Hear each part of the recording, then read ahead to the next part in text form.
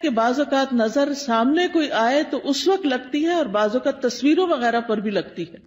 یعنی آج کل آپ دیکھیں کہ کتنا یہ رواج عام ہو گیا ہے، شادی ہوئی، شادی کی تصویریں فیس بک پہ ڈال رہے ہیں، پوری دنیا دیکھ رہی ہے، اور کون کس نظر سے دیکھ رہا ہے، کس حسد کے ساتھ دیکھ رہا ہے.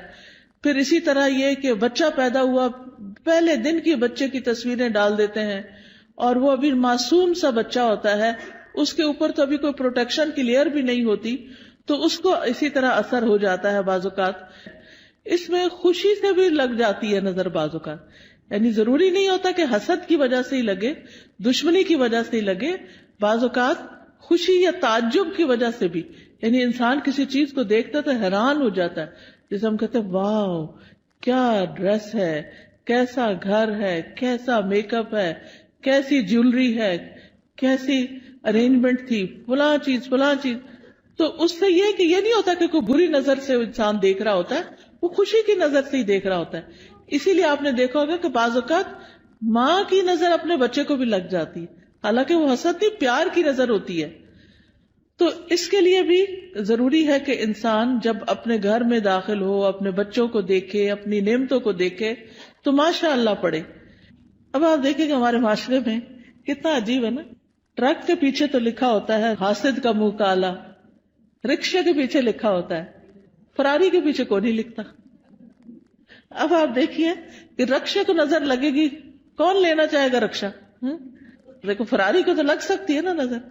بعض لوگوں نے کالے پراندے لٹکائے ہوئے ہوتے ہیں، کسی نے جوتا لٹکایا ہوا ہوتا ہے، کسی نے ہنڈیا کالی الٹی کر کے رکھی بھی ہوتی ہے. اس طرح کے عجیب و غریب کام کرتے ہیں. تو یہ چیزیں پروٹیکٹ نہیں کرتی. بعض لوگ کالا تل لگا لیتے ہیں، کچھ بچے بےچارے بڑے سامنے ہوتے ہیں تو ان کو خیال آٹے کا لگانا چاہیے تھوڑا سا کنٹراسٹ تو نظر آئے. تو یہ تل لگانے سے بھی کوئی فائدہ نہیں ہے. اور اسی طرح کچھ لوگ یعنی کہ دلہن کو تیار کر کے کوئی ایسی چیز بیچ میں ڈال دیتے ہیں کہ وہ اس کی خوبصورتی ماری جائے، تو اس سے بھی فائدہ نہیں ہوتا. نظر کا لگنا جو ہے وہ برحق ہے. نبی صلی اللہ علیہ وسلم نے فرمایا العین حق، نظر لگنا برحق ہے. نظر بد بھی حسد کی وجہ سے پیدا ہوتی ہے، اور نظر بد جو ہے وہ ایک طرح سے اس کو تیر کہا گیا. یعنی جس طرح فزیکل تیر ہوتے ہیں، ایسے ہی جو حاسد جس کے دل میں بغض اور شر ہوتا ہے، اس کی نگاہوں سے کچھ ایسی ریز نکلتی ہیں جو جا کر اس شخص کے اوپر اٹیک کرتی ہیں جس سے وہ حسد کر رہا ہوتا ہے. اگر محسود جو ہے یعنی جس سے حسد کیا جاتا ہے اس کی پروٹیکشن ہو چکی ہو، جیسے نماز کے ذریعے، دعاؤں کے ذریعے، اذکار کے ذریعے، اور خاص طور پر معوذتین جو ہیں قل اعوذ برب الفلق، قل اعوذ برب الناس، اس کے ذریعے، تو پھر وہ تیر جو ہے وہ وہی جل بھن جاتے ہیں، وہ اثر نہیں کرتے. لیکن اگر وہ شخص نعمتیں پا کر اللہ کا شکر گزار نہیں، اپنی عبادت کا دھیان نہیں رکھتا، تو وہ تیر جو ہے اس کو جا لگتے ہیں، اور پھر ایسی بیماریوں کا سبب بن جاتے ہیں جن کا ریزن پتہ نہیں چلتا، اور انسان مسلسل تکلیف میں مبتلا رہتا ہے. پھر اسی طرح نبی صلی اللہ علیہ وسلم نے فرمایا کہ ہر نعمت والے سے حسد کیا جاتا ہے. تو جب تم اپنے کو منصوبے بناؤ تو رازداری سے کام لو. یہ نہیں کہ پوری دنیا میں اس کی شہرت کر دو کہ میں یہ کرنے والا ہوں، میں یہ کر دوں گا، میں وہ کر دوں گا. جب انسان کچھ کر لے پھر اس کے بعد تو سب کے سامنے آ ہی جائے گا، اور اس وقت تک وہ کام ہو بھی چکا ہوگا. پھر اسی طرح حدیث سے یہ بھی پتہ چلتا ہے کہ انسانوں کی موت کا سبب بھی نظر بن سکتی ہے. رسول اللہ صلی اللہ علیہ وسلم نے فرمایا اللہ کی قضاء اور قدر کے بعد نظر بد ہی میری امت کے اکثر لوگوں کی موت کا سبب بنتی ہے. یعنی بہت سے لوگوں کو بظاہر کوئی بیماری نہیں ہوتی، اچانک کوئی ہارٹ اٹیک ہو جاتا ہے، اچانک کوئی برین ہیمریج ہو جاتا ہے، اچانک ہی کوئی مصیبت آ جاتی ہے، تو اس کے پیچھے بھی نظر بد ہو سکتی ہے. اسی طرح جانوروں کی موت کا سبب بھی بن سکتی ہے. نبی صلی اللہ علیہ وسلم نے فرمایا نظر بد آدمی کو قبر میں اور اونٹ کو ہانڈی میں پہنچا دیتی ہے. یعنی بعض جانوروں کو جب نظر لگتی ہے تو تڑپ اٹھتے ہیں اور کھڑے کھڑے گر کے ختم ہونے لگتے ہیں، تو ان تک بھی یہ اثرات پہنچتے ہیں. تو نظر بد کا ایک سبب جو ہے وہ حسد ہے. اور پھر اسی طرح یہ ہے کہ دونوں کے واقع ہونے کی جگہ جو ہے، یعنی حسد دل میں ہوتا ہے اور پھر دل سے نگاہ تک اور زبان تک آتا ہے. اور بعض اوقات نگاہ سے انسان دوسرے کو نقصان دیتا ہے اور بعض اوقات زبان سے دیتا ہے. یعنی حاسد جو ہوتا ہے وہ بیٹھ کے دوسرے کی چغلی غیبت کہیں نہ کہیں کچھ نہ کچھ کرتا ہی چلا جاتا ہے. پھر اسی طرح آپ دیکھیں کہ انسانوں کی نظر بھی لگتی ہے اور جنات کی نظر بھی لگتی ہے. یہ بھی ہمارے دین نے ہمیں بتایا ہے. اور حدیث سے پتہ چلتا ہے نبی صلی اللہ علیہ وسلم انسانوں اور جنوں کی نظر سے پناہ مانگنے کے لیے مختلف دعائیں پڑھا کرتے تھے. پھر جب یہ معوذتین نازل ہوئی تو آپ صلی اللہ علیہ وسلم نے باقی چیزیں پڑھنی چھوڑ دی اور صرف معوذتین پڑھتے تھے. یعنی قل اعوذ برب الفلق اور قل اعوذ برب الناس، اور اس سے علاج کیا کرتے تھے. اور پھر یہ ہے کہ جن جو نظر لگاتے ہیں وہ انسانوں کی نظر سے بھی سخت ہوتی ہے. اور انسان تو ہمیں نظر بھی آ جاتے ہیں جب ہمیں پتہ چلتا ہے کہ فلاں شخص جو ہے وہ ہم سے حسد کرتا ہے یا ہمارے بارے میں اس طرح سمجھتا ہے تو ہم اس سے بچنے کی بھی کوشش کرتے ہیں جتنے حد تک بچ سکیں. لیکن جن تو ہمیں نظر بھی نہیں آتے ان سے کیسے بچ سکتے ہیں؟ ان سے صرف یہ ہے کہ ان دعاؤں کو صبح و شام پڑھا جائے، اذکار کو، تو اس سے انسان محفوظ رہ سکتا ہے. قرآن مجید میں آتا ہے سورۃ الکہف میں وَلَوْلَا إِذْ دَخَلْتَ جَنَّتَكَ قُلْتَ مَا شَاءَ اللَّهُ لَا قُوَّةَ إِلَّا بِاللَّهِ. اور جب تم اپنے باغ میں داخل ہوئے تو تم نے یہ کیوں نہ کہا کہ جو اللہ نے چاہا، یعنی جی اللہ کے کرنے سے ہی سب ہوا ہے. کیونکہ حقیقت یہ ہے کہ جو بھی نعمت ہمارے پاس ہے یہ ساری کی ساری اللہ پاک کی طرف سے ہے. قرآن مجید میں آتا ہے وَمَا بِكُم مِّن نِّعْمَةٍ فَمِنَ اللَّهِ. تمہارے پاس جو بھی کوئی نعمت ہے وہ اللہ کی طرف سے ہے. ابن حجر کہتے ہیں نظر کبھی خوشی اور تعجب کی صورت میں بھی لگ جاتی ہے اگرچہ وہ کسی محبت کرنے والے کی طرف سے ہو، اور کبھی وہ کسی نیک آدمی کی طرف سے بھی ہو سکتی. یعنی نیک آدمی کسی کی نیکی پر خوش ہو رہا ہے تو اس سے بھی ہو جاتا ہے. تو جب کسی کی کوئی چیز دیکھیں تو فوراً برکت کی دعا دے کہ اللہ ان کو برکت دے. اچھا کھانا دیکھیں، اچھا ڈریس دیکھیں، اپنے بچے کو کوئی نیکی کا، خیرات کا، صدقات کا کوئی اچھا کام کرتے ہوئے دیکھیں. اس سب چیزوں پر ہم کیوں ایسا کرتے ہیں؟ بچہ پیدا ہوتا ہے ہم کہتے ہیں مبارک دینی ہے، کوئی حج پہ جاتا ہے تو ہم واپس آتا ہے تو ہم اس کی مبارک دیتے ہیں، کسی کی شادی ہوتی ہے تو ہم مبارک دیتے ہیں، کسی کا بزنس اچھا فلرش کر جاتا ہے تو اس پہ مبارک دیتے ہیں، کبھی کسی کے جاب اچھی لگ جاتی ہے، کسی کو کوئی عہدہ ملتا ہے تو اس کو مبارک دیتے ہیں. تو ہمارے دین میں جو مبارک کا کانسیپٹ ہے اس کا مطلب یہ ہوتا ہے کہ اللہ تمہیں اس میں برکت دے اور حاسد یا خوش ہونے والے دونوں کی نظروں سے بچائے.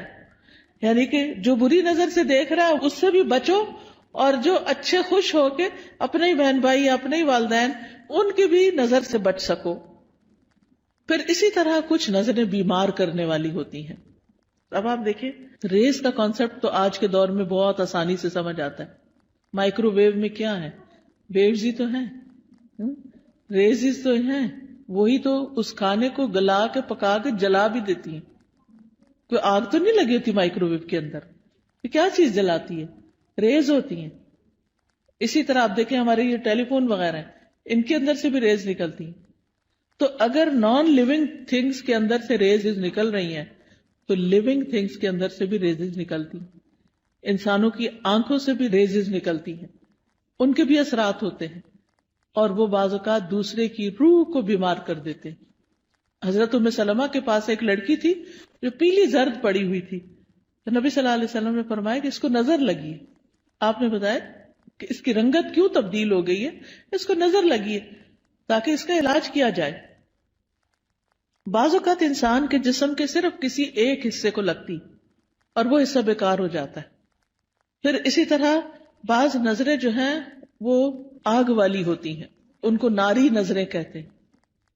پھر اسی طرح یہ یاد رکھیے ایک بات کہ جو ہوتا ہے اللہ کے اذن سے ہوتا ہے، یعنی اس بندے کے اندر کوئی طاقت نہیں. اور اگر کوئی بندہ کہے کہ میں فلاں کو نظر لگانے لگاؤں تو نہیں لگا سکتا. اچانک لگ جائے اور بات ہے، خود سے کوئی نہیں لگا سکتا، کیونکہ اس میں بھی جو ہوتا ہے اللہ کے اذن سے ہوتا ہے. کیونکہ ہم فوراً لوگوں کو بلیم کرنے لگتے ہیں، وہ فلاں آئی تھی نا اس لیے یہ ہوا ہے، فلاں نے ایسا کیا، فلاں وہ تو ایک سبب بنا. تو لوگوں کو بلیم کرنے کی بجائے یہ سوچے یہ میری تقدیر میں تکلیف لکھی تھی اس لیے آ گئی. تیسرا بڑا سبب اذکار اور تلاوت قرآن اور نمازوں کی پابندی نہ کرنا، اس سے نظر لگتی ہے، اس سے یہ شیطانی اثرات حملہ آور ہوتے ہیں. کیونکہ ذکر جو ہے اللہ کا، یہ ایسے ہی ہے جیسے قلعہ ہوتا ہے. جب انسان ذکر کرتا ہے تو وہ قلعے کے اندر چلا جاتا ہے، اور پھر قلعے کے باہر جو بھی دشمن ہوتا ہے وہ اس کے اوپر قابو نہیں پا سکتا. پھر اسی طرح امتحان اور آزمائش ہے انسان کی، کہ دنیا میں انسان آیا ہے، دنیا پھولوں کی سیج نہیں ہے، یہ دنیا امتحان کے لیے ہے، آزمائش کے لیے ہے. تو ہر انسان کسی نہ کسی طرح ایک امتحان میں مبتلا ہے، ایک آزمائش میں مبتلا ہے. تو اس کے لیے کیا کرنا چاہیے کہ انسان اللہ کی طرف رجوع کرے. تو یاد رکھیے کہ جب نظر لگتی ہے تو اس کے کچھ علامتیں ہوتی ہیں، کچھ جسمانی علامتیں ہیں. چہرے پہ دھبے پڑ جانا، جیسے چھائیاں سے نہیں پڑ جاتی، یہ بھی بعض اوقات نظر کی وجہ سے ہوتی. پھر بچوں کا بلا وجہ روتے جانا. حضرت عائشہ کہتی ہے کہ ایک مرتبہ نبی صلی اللہ علیہ وسلم تشریف لائے تو ایک بچے کے رونے کی آواز سنی. آپ نے فرمایا تمہارا یہ بچہ کیوں رو رہا ہے؟ کیا تم نے اس کو نظر بد کا دم نہیں کیا؟ کئی دفعہ ہوتا ہے نا، بچے نے کھایا پیا سویا آرام کیا سب کچھ کیا ہوتا ہے، لیکن وہ چین ہی نہیں پکڑ رہا ہوتا. ماں بہلا بہلا کے آخر بازو کا دیکھا ہوگا ماں کو ایک دو لگاتی ہے اور بیڈ پہ ڈال دیتی ہے، چلو رو لو پھر جتنا رونا ہے. حالانکہ وہ بیچارہ کسی تکلیف میں مبتلا ہوتا ہے، اس وقت اس پہ سورت فاتحہ پڑھ کے دم کرنا چاہیے، کیونکہ وہ ڈسٹرب ہوتا ہے.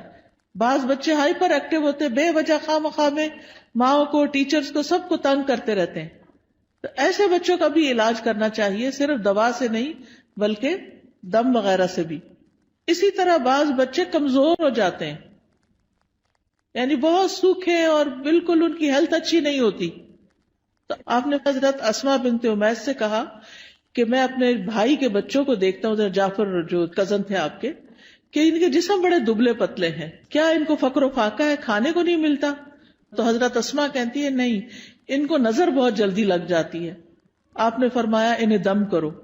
انہوں نے آپ کے سامنے چند کلمات پیش کیے تو آپ نے فرمایا انہیں دم کرو، یعنی ان کے اوپر دعائیں پڑھ کے پھونکو. اور دم کرنے کا بہترین طریقہ سورت فاتحہ پڑھے، آیت الکرسی پڑھے، معوذتین پڑھے اور پھونک مار دیں. کسی راکی کے پاس جانے کی بھی ضرورت نہیں. ہر ماں کو طریقہ آنا چاہیے کہ کس طرح کرنا ہے. نبی صلی اللہ علیہ وسلم ہر روز رات کو سوتے وقت اپنے ہاتھوں پر قل هو اللہ، قل اعوذ برب الفلق، قل اعوذ برب الناس 3 دفعہ پڑھ کے اپنے چہرے، اپنے سر، اپنے سارے جسم پر جہاں جہاں ہاتھ پہنچتا تھا آپ پڑھ کے خود اپنے آپ کو دم کر لیتے. پوری زندگی کا آپ کا معمول تھا. ہم سب کو بھی اپنے اوپر روز رات کو سوتے وقت خود دم کرنا چاہیے. پھر اسی طرح بعض اوقات نظر لگنے کی وجہ سے انسان اچانک گر بھی جاتا ہے. یعنی آپ نے دیکھا ہوگا کہ بعض اوقات اچانک لوگ سلپ ہو جاتے ہیں، اٹک جاتے ہیں، گر جاتے ہیں، اونچائی سے گر جاتے ہیں. رسول اللہ صلی اللہ علیہ وسلم نے فرمایا بے شک نظر بد آدمی کو اللہ کے حکم سے دیوانہ کر دیتی ہے، حتیٰ کہ بعض اوقات وہ اونچی جگہ چڑھتا ہے اور وہاں سے گر پڑتا ہے.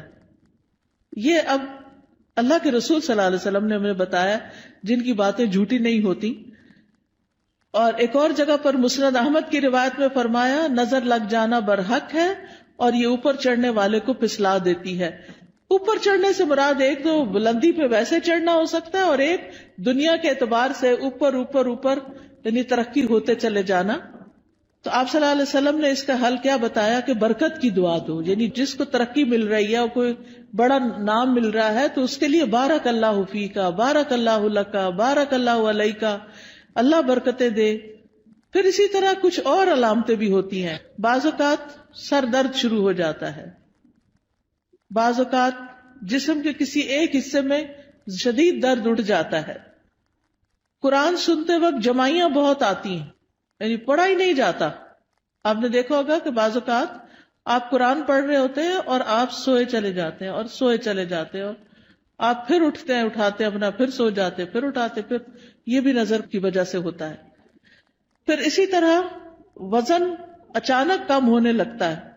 بعض اوقات ذہنی پراگندگی بڑھتی، کوئی بات سمجھ نہیں آتی، بچہ پڑھائی پہ فوکس نہیں کر پاتا، کبھی کھانے کی خواہش ختم ہو جاتی ہے، کھانے کو دل نہیں چاہتا، بھوک نہیں لگتی، کبھی ذہن میں چیز حفظ نہیں ہوتی، حافظہ خراب ہو جاتا ہے، کبھی پسینہ بہت زیادہ آنے لگتا ہے اور اس کی اسمیل بھی بہت عجیب ہو جاتی ہے، پھر اسی طرح نیند کم آتی ہے، زیادہ تر لیٹ کے بھی ایسے لگتا ہے جیسے جاگ رہے ہو، اور رونے کا دل بہت چاہتا ہے، پھر کبھی کبھی انسان لوگوں میں نہیں بیٹھنا چاہتا، مجلسوں کو اوائڈ کرنے لگتا ہے کہ میں نہیں ملتا کسی سے، نہ کسی شادی میں جانا، نہ کسی سے ملنا، کوئی آئے تو گھبراہٹ شروع ہو جانا، مہمانوں کا نام سنتے ہی پریشانی لاحق ہو جانا، تو یہ بھی چیز اس میں آتی ہے، حالانکہ اس سے پہلے کبھی ایسا نہیں ہوا تھا۔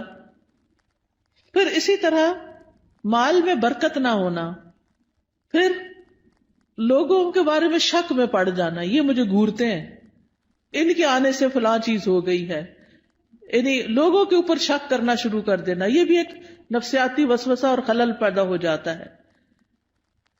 اب سوال یہ پیدا ہوتا ہے کہ کیا نظر سے بچنا ممکن ہے؟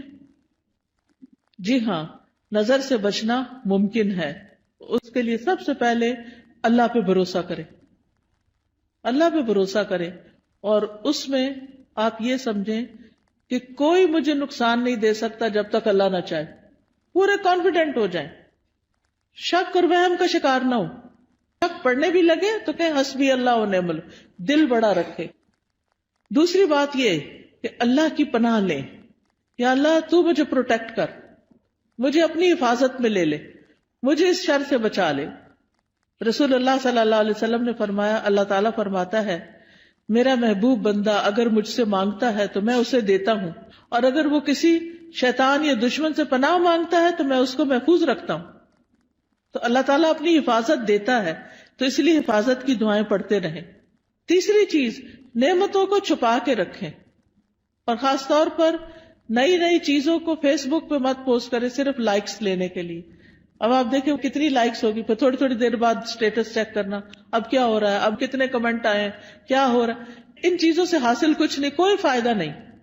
دیکھیں اپنی زندگی جئیں، لوگوں کے لیے نہ جئیں، دکھاوے والی زندگی نہ جئیں، اس لیے کہ دیکھنے والے سارے خوش کوئی نہیں ہوتے، زیادہ تو اس میں سے جلتے ہیں، اور کوئی اگر خوش ہوتا بھی ہے تو وہ ہمیں تو نہیں پتا چلتا نا کہ کیا ہوا، ہمیں وہ کیا فائدہ دیتا ہے، تو اس لیے دکھاوا کرنے سے بچنا چاہیے۔ پھر اسی طرح اگر کسی شخص کے بارے میں آپ کو یہ پتا ہو کہ اس کی نظر لگتی ہے، یعنی تجربے مشاہدے سے بار بار تو انسان پھر حاسد سے بچ کے رہے، اور کوئی بھی اچھی چیز دیکھ کر برکت کی دعا دے، اپنے آپ کو ہی دے، اور پھر جب لوگوں کے بیچ میں جانے لگے تو معوذتین آیت الکرسی پڑھ کے نکلے۔ مال میں سے کچھ اچھا لگے تو ماشاء اللہ لا قوت الا باللہ، پھر اگر مال کے علاوہ کچھ اور اچھا لگے تو بارک اللہ فیک۔ دنیا کی کوئی چیز اچھی لگ رہی ہے اور دل میں آ رہا ہے کہ اس کو کیوں مل گئی، تو سوچیں یہ تھوڑے دن کے لیے، تو انسان کے اپنے دل سے وہ جلن ختم ہو جائے گی۔ پھر اگر کوئی شخص بیمار ہو، مصیبت میں ہو، تو اس وقت دعا پڑھنی چاہیے، الحمدللہ الذی عافانی مما ابتلاک بہ وفضلنی علی کثیر ممن خلق تفضیلا۔ پھر اسی طرح شرکیہ کاموں سے بچنا چاہیے، یعنی کسی اونٹ کے گلے میں کوئی تانت باندھ دینا، کوئی تعویذ لٹکا دینا، آپ صلی اللہ علیہ وسلم نے ان کو کاٹنے کا حکم دیا، یہ چیزیں پروٹیکٹ نہیں کرتی، یہ شرکیہ عمل ہو جاتا ہے، اس سے بچنا چاہیے۔ کثرت سے اللہ کا ذکر کرنا چاہیے، کیونکہ ذکر جو ہے وہ ایک قلعے کی طرح ہے۔ پھر قرآن سے علاج کرنا چاہیے، کیونکہ قرآن شفا ہے۔ قل ھو للذین آمنوا ھدی وشفاء، کہہ دیجئے وہ ایمان والوں کے لیے ہدایت اور شفا ہے۔ وَنُنَزِّلُ مِنَ الْقُرْآنِ مَا هُوَ شِفَاء، اور ہم قرآن میں وہ چیز اتارتے ہیں جو شفا ہے۔ تو قرآن کی تلاوت، قرآن کو سمجھ کے پڑھنا، قرآن کی کچھ آیات کو پڑھنا جیسے آیت الکرسی وغیرہ ہے۔ سورۃ الفاتحہ سے علاج، اور سورۃ الفاتحہ میں خاص طور پر ایاک نعبد و ایاک نستعین پڑھے کہ اللہ صرف تیری ہم عبادت کرتے ہیں، صرف تجھ سے ہم مدد چاہتے ہیں، تو ہماری مدد کر۔ تو یہ توحید کا خلاصہ ہے، اور اس سے انسان کی اللہ تعالیٰ مدد فرماتے ہیں، یعنی سب سے بہترین وسیلہ توحید کا دے۔ اگر مرض زیادہ ہو جائے تو سورۃ البقرہ پڑھیں، تو آیت الکرسی پڑھیں، سورۃ فاتحہ پڑھیں، لیکن یہ جو ہم کالی مرچیں جلا کے اور ان کی دھونی دے کے اور اس طرح کے کام کرتے ہیں، یہ سنت میں کچھ ثابت نہیں ہے. پھر اسی طرح کوئی چیز گرے لگا کے باندھنی اور پہننی نہیں چاہیے، یہ بھی شرک میں شامل ہو جاتا ہے. یہ سحر کی ایک قسم ہوتی ہے. پھر اسی طرح سکینت والی آیات اور شفا والی آیات یہ سننی بھی چاہیے، اور پھر دعاؤں کے ذریعے اور دم کے ذریعے علاج کرنا چاہیے، لیکن شرکیہ دم سے بچیں. حضرت جبریل علیہ السلام جس دعا کے ساتھ نبی صلی اللہ علیہ وسلم کو دم کرتے تھے وہ دعا پڑھے، اور وہ کیا ہے؟ بسم اللہ ارقیک من کل شیء یؤذیک من شر کل نفس او عین حاسد اللہ یشفیک بسم اللہ ارقیک. یہ انشاءاللہ کتابیں آپ کو دیکھیں گے تو ان میں یہ دعائیں لکھی ہوئی ہیں، وہ آپ کو اگر زبانی یاد نہیں تو دیکھ کے بھی پڑھ سکتے ہیں. پھر اسی طرح ہر ناگہانی آفت سے بچنے کی دعا ہے، اللہم انی اعوذ بک من زوال نعمتک وتحول عافیتک وفجاءۃ نقمتک وجمیع سخطک. اے اللہ میں تیری پناہ چاہتا ہوں اس بات سے کہ تیری کوئی نعمت چھن جائے، یا تیری دی ہوئی عافیت پلٹ جائے، یا کوئی ناگہانی عذاب آ جائے، اور تیرے تمام غصے اور ناراضگیوں سے میں تیری پناہ چاہتا ہوں. پھر بری تقدیر سے، دشمن کے خوش ہونے سے یا اللہ تو بچانا کہ ہمارے دشمن ہم پہ خوش نہ ہوں. پھر اسی طرح نظر لگنے کا ایک اور علاج غسل کرنا بھی ہے بیری کے پتوں سے. پھر اسی طرح یہ کہ جس کی نظر لگی ہو اس کا وضو کا پانی لے کے اس کو بھی جسم پر ڈالیں تو اس سے بھی نظر دور ہوتی ہے. پھر اسی طرح یہ ہے کہ اگر وہ پانی نہ دے وضو کا تو اس کا جھوٹا پانی جو ہے وہ بھی پی کر انسان کو فائدہ ہوتا ہے. پھر اسی طرح یہ ہے کہ قدرتی چیزوں سے بھی علاج کرنا چاہیے. زمزم کا پانی دم کر کے رکھ لیں اور اس کو پئیں. زمزم کے پانی سے نہا بھی سکتے، کوئی بیدبی نہیں ہے. کئی لوگ اس کو ایسے ہی سمجھتے کہ بیدبی، ایسا کچھ بھی نہیں ہے. زیتون کا تیل پینا جو ہے یہ بھی بڑا فائدہ مند ہے. جو کولڈ پریس ہوتا ہے نا زیتون کا آئل، ایک تو ہوتا ہے نا یہ جو لبوں وغیرہ میں ملتا ہے، نہیں، کولڈ پریس دبئی وغیرہ سے اچھا مل جاتا ہے، یہاں بھی شاید ہوں گی دکانیں جن پہ. ایک ہوتا ہے ایکسٹرا ورجن، نہیں، کولڈ پریس جسے کچی گھاڑی کا نہیں کہتے ہمارے ہاں، جیسے یہ توریا اور یہ جو سرسوں، اس کا جو کچی گھاڑی کا تیل ہوتا ہے وہ خالص ہوتا ہے، اور جو مشینی قسم کا ہوتا ہے وہ اور ہوتا ہے. تو اسی طرح کچی گھاڑی کا زیتون کا تیل جو ہوتا ہے وہ زیادہ مؤثر ہوتا ہے. تو صبح کے وقت زیتون ایک چمچہ پی لیں اٹھ کے، جیسے آپ وضو کر کے آئے، آ کے ایک چمچہ زیتون کا پیئے، پھر نماز وغیرہ پڑھے. اس کے آدھے گھنٹے تک کچھ کھائیں پیئے نہیں، اور وہ نماز وغیرہ میں ذکر اذکار میں آدھا گھنٹہ گزر جاتا ہے. نبی صلی اللہ علیہ وسلم نے فرمایا کلوا الزیت وادہنوا بہ فانہ من شجرۃ مبارکۃ. زیتون کا تیل کھاؤ بھی اور لگاؤ بھی، کیونکہ یہ مبارک درخت ہے. قرآن مجید میں اس کو مبارک درخت کہا گیا ہے. پھر جسم پر زیتون یا کلونجی کا تیل ملنا یہ بھی بیماریوں کو کم کرتا ہے. پھر اسی طرح دم کیا ہوا پانی جو ہے وہ ناک میں ڈالنا اور جھاڑنا. شہد کھانا وہ بھی علاج ہے. کلونجی کے دانے نہار منہ کھانا 3 یا 7 یا 5. تلبینہ کھانا، اس سے غم دور ہوتا ہے. اجوا کھجور کھانا، حدیث میں آتا ہے کہ جو 7 اجوا کھجوریں کھا لے اس کو اس دن کوئی جادو زہر چیز اثر نہیں کرے گی. پھر اسی طرح سنا مکی، سنوت جو ہے، فرمایا یہ موت کے علاوہ ہر بیماری کا علاج ہے. سنا مکی جو ہوتا ہے وہ اگر اس کے پتے وغیرہ ہوتے ہیں، اگر کاوے کی طرح اگر آپ بنا کے اس کو پیئیں تو پیٹ کو بھی صاف کرتی ہے. پھر شہد، زیتون کا تیل، کلونجی کو ملا کے استعمال کریں. تینوں کو ہم وزن ملا لیں اور یہ سارے زہر ٹاکسنز جو ہے نا جسم سے نکال دیتی ہیں. یعنی جتنا شہد ڈالیں اتنا زیتون، اتنا کلونجی کا آئل، تو ان کو ملا کر، یعنی کہتے ہیں کہ جو اگر کسی کو نظر بد ہو یا جن ہو تو یہ جسم کو پاک کر دیتی ہے یہ چیز.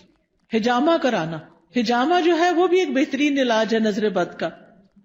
تو یہ تمام چیزیں جو ہیں جب انسان کرتا ہے تو اللہ تعالیٰ شفا دیتا ہے.